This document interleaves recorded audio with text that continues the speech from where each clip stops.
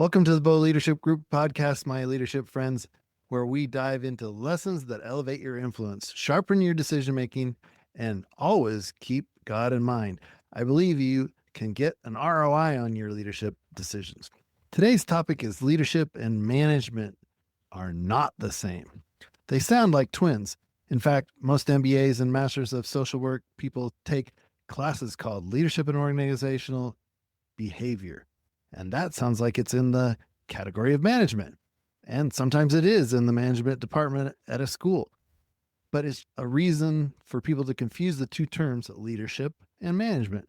But really, they're more like cousins. Both belong in the family of influence, but one inspires people to thrive while the other makes the trains run on time. By the way, I heard there's a Carnegie Deli outpost in Central Station, New York, which suggests to me that there may be a God. I could have used a pastrami sandwich and some cheesecake yesterday. I heard a lyric in music today that said, "I didn't know love ain't always lovely." I don't believe that's true. I believe that if it is love, by definition, it is lovely. The word origin of impeccable is without sin. For example, if you're impeccable with your word, that means you hit the mark with your word exactly, because impeccable means without sin, and sin means not hitting your mark. It's near impossible for me to be impeccable. And a sin is actually anything that doesn't hit the market or the target.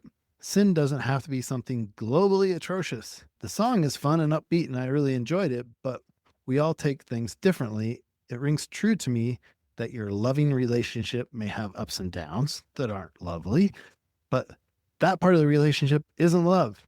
Hopefully, the not lovely part can be something that we learn from that gets us close to love and peace.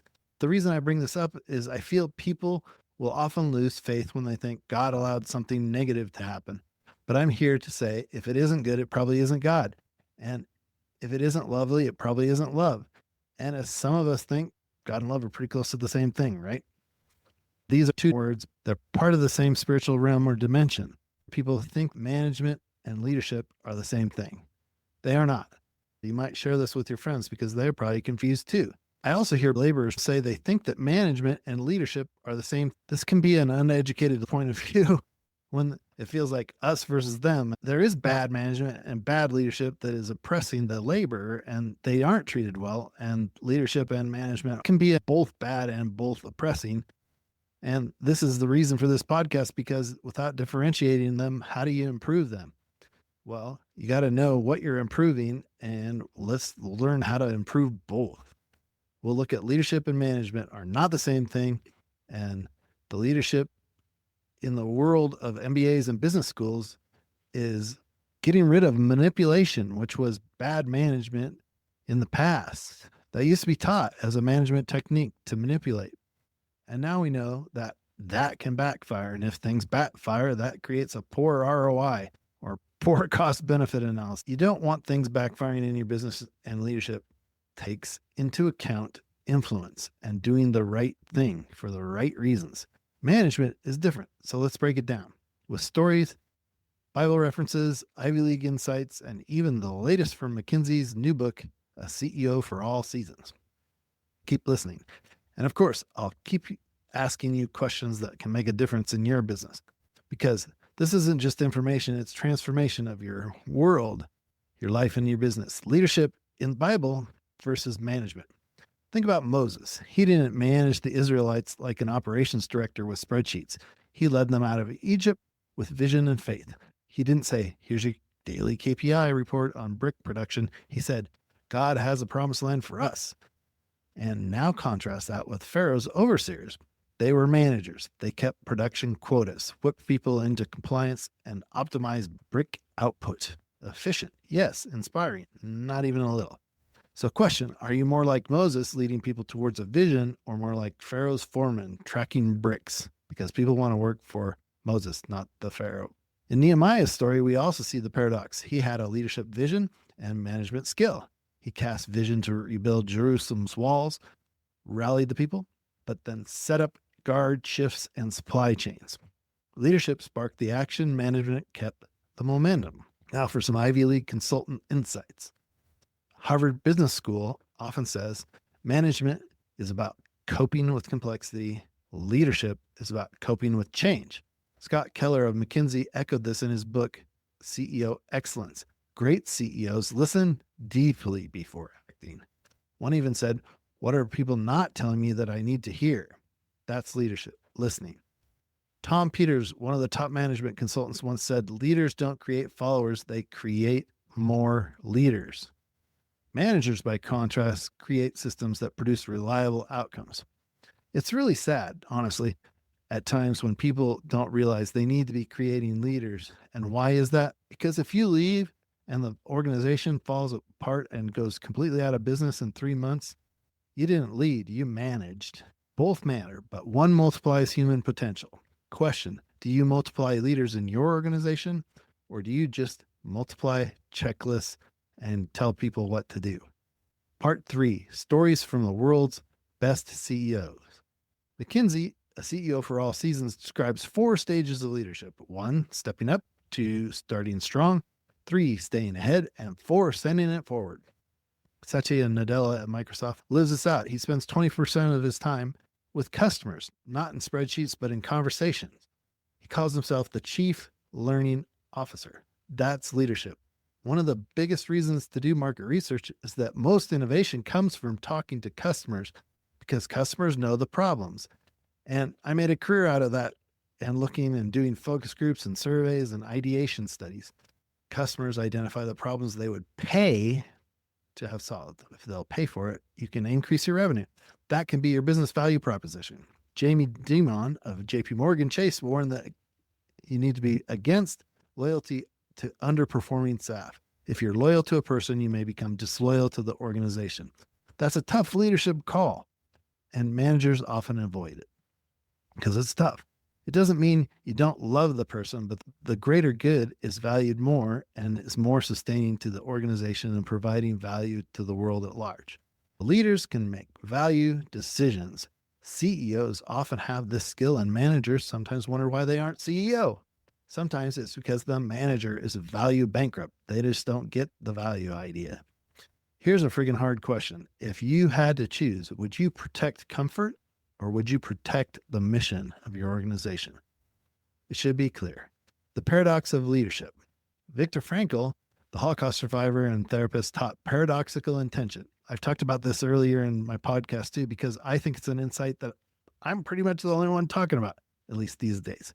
If you try to make yourself nervous right before you speak to a group audience, you will calm down.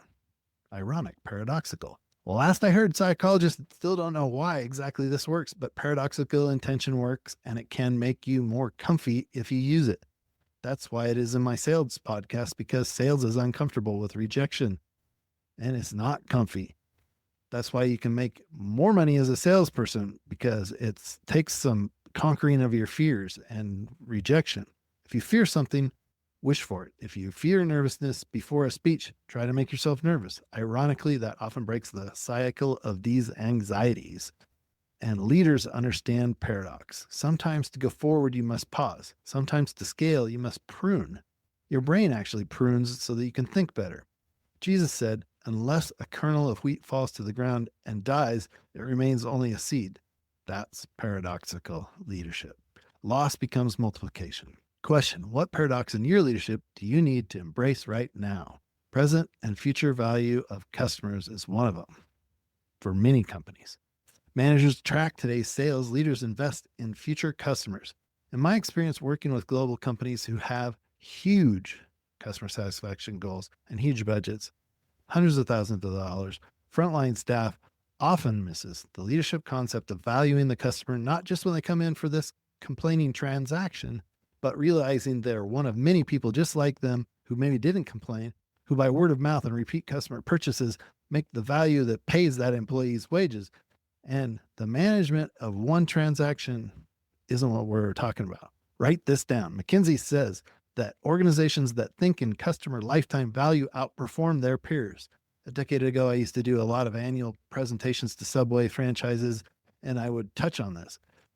If there's a line, that is a management issue. Employees' leadership, though, is caring about the customer and wanting them to stay and come back next time. So the employee who is a leader says, thank you for coming. We will be with you in a minute, so they don't leave.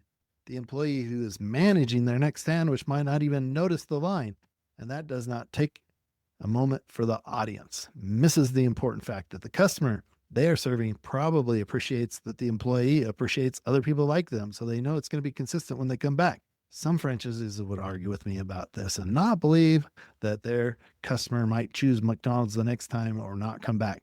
There was a lot of data to support this, though. There are lots of factors here, and people do prefer when out for an evening that they can rub some elbows with people and be in line. It shows demand that they're doing something that's popular, and it's studied by anthropologists all the time. The value of a customer is not just today. If that customer is not appreciated, they may never come back.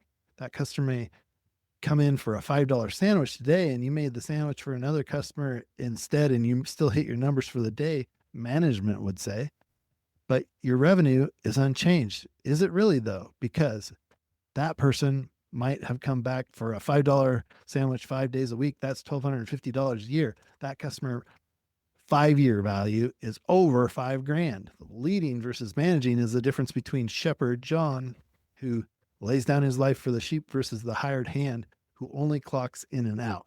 One sees present value, wool and milk. The other sees future value, flourishing sheep who multiply. Question: do you see your customer as a transaction or as a relationship to be cultivated for the long run? So, leadership and management, not enemies, not duplicates, but complementary forces. Managers build order, leaders build vision. Today, they can transform teams, companies, even nations. But let's be clear, if you manage without leading, you will have compliance without commitment. If you lead without managing, you'll have inspiration without execution. So, final reflection, in your role today, what's one area where you need to lead more and one area where you need to manage better? This has been the Beau Leadership Group Podcast. Thank you very much for listening. And remember, empower your leadership and elevate your image with God in mind. Thanks for listening, my leadership friends, and bless your leadership. Let's make the world a better place.